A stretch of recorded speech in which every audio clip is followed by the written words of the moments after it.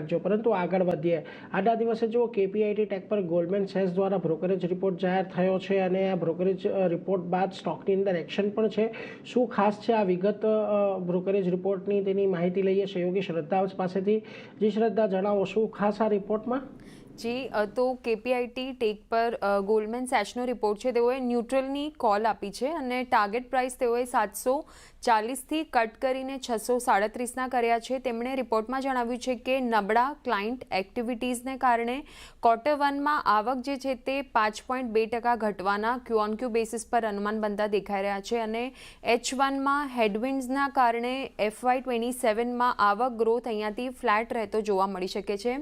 EV R&Dમાં ધીમી રિકવરીથી FY26થી લઈને 28ના EPS અનુમાનમાં તેઓએ 15% સુધીનો ઘટાડો કર્યો છે અને H2 FY27ના આઉટલુક પર ફોકસ રાખવાનું રહેશે, તેમજ ઓટો OEM R&D ખર્ચ અને સાઇમોટિવ કે જે ઇઝરાયલની ઓટોમોટિવ સાયબર સિક્યોરિટી ફર્મ છે, જેને અત્યારે કંપની એક્વિઝિશન કરવાની પ્રોસેસ ચાલી રહી છે, તેના એક્વિઝિશન પર એટલે કે અધિગ્રહણના પ્રોગ્રેસ પર ફોકસ રાખવાનું રહેશે।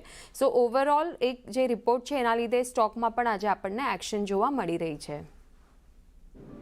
એટલે જો અહીંયા પહેલાં 740નો ટાર્ગેટ ઘટાડીને 637નો કર્યો અને ત્યારબાદ આજે સ્ટોકની અંદર આપણને ઘટાડો આવતો જોવા મળી રહ્યો છે। આભાર શ્રદ્ધા, અમારી સાથે જોડાઈને સમગ્ર વિગત આપવા માટે। હવે